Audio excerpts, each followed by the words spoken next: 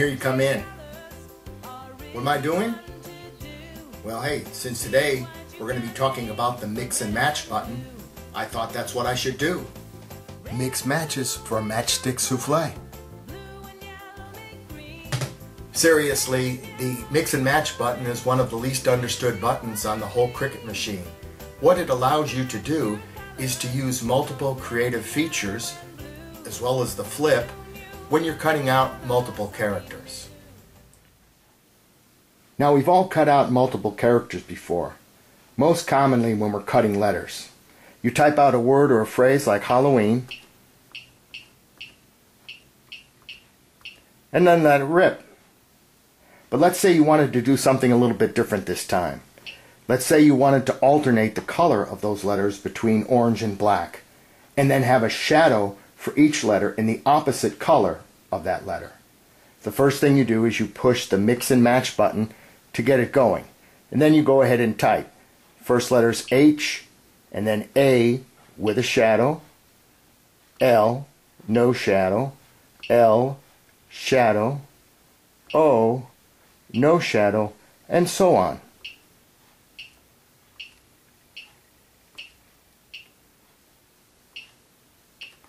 The important thing is that you push the character key before you push the creative feature. Now when you get to the end, you can go ahead and go back, and your cursor will let you know what you've got for each letter. As you can see, the shadow is on and off as we hit each letter, and you could stop at any time if you'd made a mistake, and you could go ahead and change the creative feature key. But since we did this one right, it's at 2 inches, the orange paper is loaded. Let's let her rip. And here they are. Now for the black characters, we're going to pull the word back up with a repeat last key. Then we're going to use that arrow, and we're going to go back and forth, and we're going to change where we had the shadow before. Where we had a shadow, we're taking it away. Where we didn't have one, we're putting it.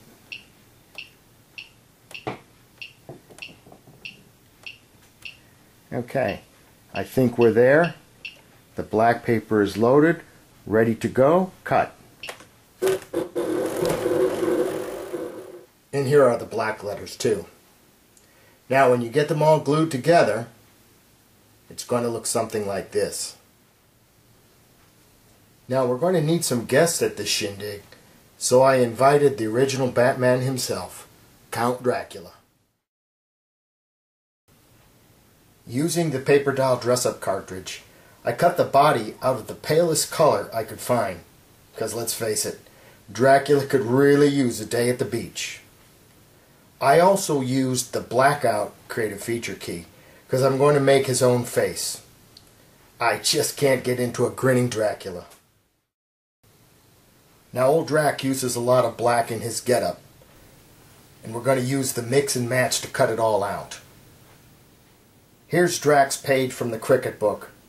We're going to need his hair, his shoes, his cape, his tie, his faithful bat companion, and let's get his coffin too, all in black.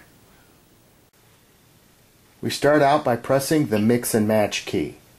And first we want the hair, which is Dracula headwear. Then we're going for his shoes, which is Dracula accessories 1. His cape is Dracula accessories 2. Then we're going to do the bat, Shift Dracula accessories 2. Then we want the tie, which is going to be Shift Dracula accessories 1. And we're going to go ahead and get the coffin, which is Dracula accessories 3. And you know what? I'm going to go ahead and flip that. Not that I need to, but because I can. Alright, we've got the black paper loaded. We're ready to go. Uh-oh, got a problem. I guess we're trying to cut out too much for that paper. Let's see what we're over budget on. Probably the necktie. Well, let's see what we've got so far.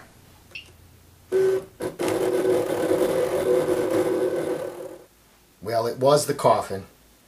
So I went back and I cut it out, still flipped of course, from a piece of scrap paper.